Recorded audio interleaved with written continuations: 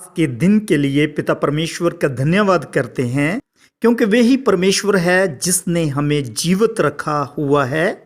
जैसे हम जानते हैं कि हम दिसंबर महीने में प्रवेश कर चुके हैं। ये महीना मसीही लोगों के लिए बहुत ही आशीषमयी होता है और संसार में भी शांति होती है, क्योंकि इसी महीने में मसीही लोगों का सबसे बड़ा त्यौहार क्रिसमस होता है।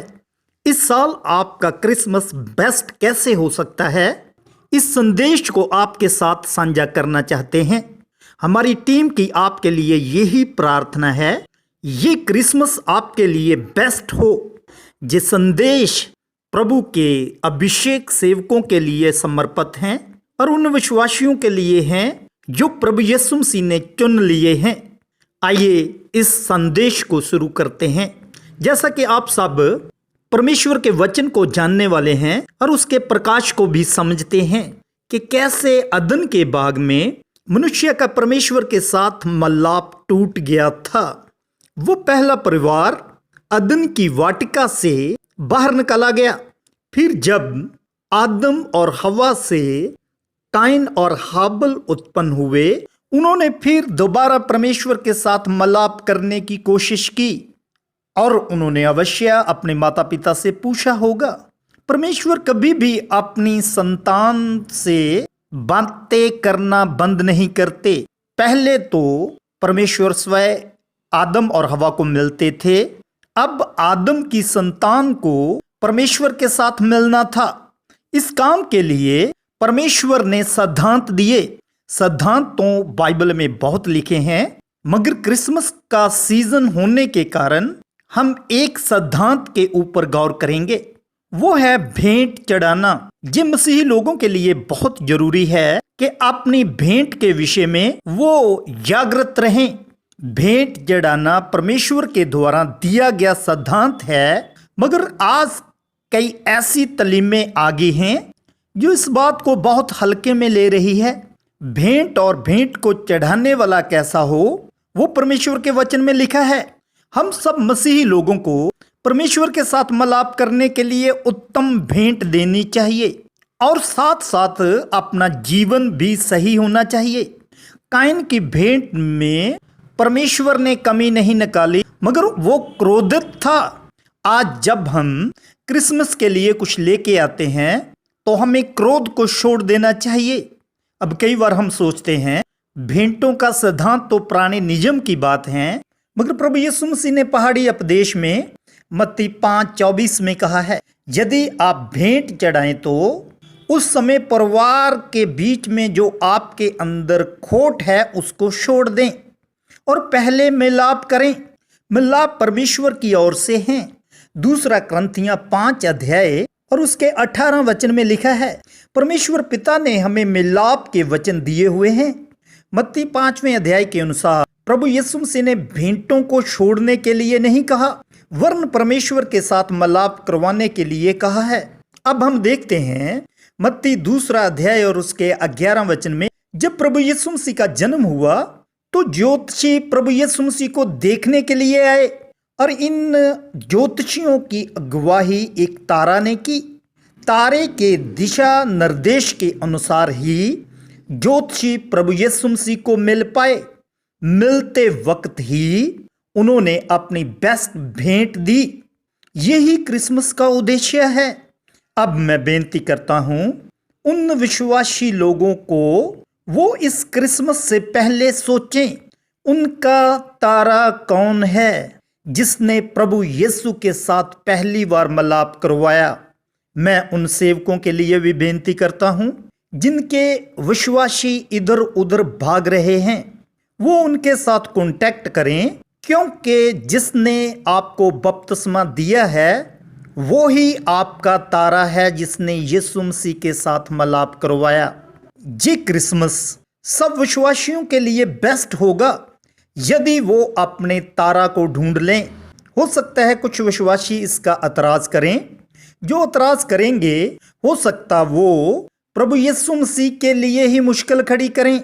इस बात को हम मरकस की अंजील में देखते हैं। यहाँ 2 व्यक्तियों को प्रभु यीशु मसीह ने आज्ञा दी। एक को बोला आप भेंट चढ़ाओ। उसने भेंट तो नहीं चढ़ाई मगर प्रचार किया और प्रभु यीशु मसीह के रास्ते को बंद किया। ये बात मरकस पहला अध्याय और उसके 40 वचन से शुरू होती है और 45 वचन तक पढ़ सकते हैं। यहाँ प्रभु यीशु मसीह ने एक कोढ़ी को शुद्ध किया और उसको बोला कि आप याजक के पास जाओ और वहां जाकर भेंट चढ़ाओ क्योंकि आप शुद्ध हो गए हैं। मगर क्या हुआ, ये व्यक्ति भेंट देने की बजाय प्रचार करने लग गया और प्रभु यीशु मसीह के लिए सिरदर्दी बन गया और प्रभु यीशु मसीह को बाहर निकलना मुश्किल हो गया। ऐसे ही कई बार हम प्रभु यीशु मसीह की बात को टालकर सिरदर्दी बन जाते हैं। मगर ये क्रिसमस आपका बेस्ट होगा यदि आप अपने याजक जिसने आपको बपतिस्मा दिया उसके पास भेंट लेके जाओगे। तो एक व्यक्ति के बारे में और देखेंगे मरकस 5 अध्याय में। इस व्यक्ति को भी प्रभु यीशु मसीह ने चंगा किया। मरकस 5 और इसके 18 वचन में लिखा है, उस व्यक्ति ने प्रभु यीशु मसीह के साथ रहने की इच्छा प्रकट की पर प्रभु यीशु मसीह ने उसे उनके घर में जाने की आज्ञा दी कि पहले अपने घराने में वचन सुनाओ। और इस व्यक्ति ने ऐसा ही किया। जब ये व्यक्ति चंगा हुआ तो प्रभु यीशु मसीह के लिए दिकापुलिस का इलाका तो बंद हो गया मगर इसी ही व्यक्ति ने दोबारा प्रभु यीशु मसीह के लिए इसी ही शहर में रास्ता खोल दिया। मैं आपको थोड़े शब्दों में ये बताना चाहता हूँ, परमेश्वर को भेंट के साथ इतना वास्ता नहीं है। परमेश्वर को तो मिलाप चाहिए। मिलाप परमेश्वर की ओर से है।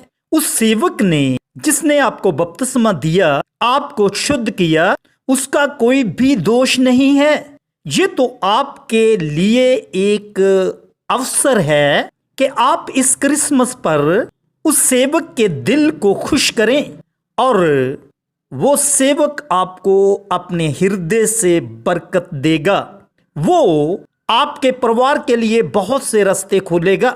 आपके जीवन के जो रास्ते बंद हो चुके हैं उनके रास्तों को खुलने के लिए केवल प्रभु यीशु मसीह इंतजार कर रहे हैं कि वो आपसे कह रहे हैं आप मिलाप करो।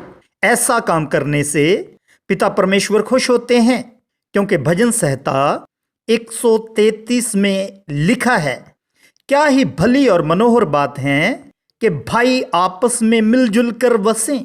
मिलाप से परमेश्वर की हजूरी महसूस होती है। उसके बाद अभिषेक आता है और ये अभिषेक के बाद परमेश्वर स्वर्ग से बरकत की आज्ञा देते हैं। इसलिए विश्वासियों को 133 भजन को जरूर पढ़ना है ताकि किसी इंसान की ओर से बरकत ना हो। केवल परमेश्वर स्वर्ग से ही आपकी इस क्रिया को देखकर आपके और आपके परिवार के ऊपर बरकत दे। और हमारी टीम आपसे दोबारा फिर वचन के साथ बात करेगी और उसमें 3 खास बातें बताई जाएगी। वो संदेश आपको आपके पर्सनल जीवन के लिए, आपके परिवार के जीवन के लिए और स्वर्गीय राज्य तक पहुंचने के लिए सहायता देगा। इसलिए life with Jesus Christ channel पे जुड़े रहें और वचन को समझते रहें। प्रभु आपको अपने जीवन में बहुतायत से बरकत दे। आमीन।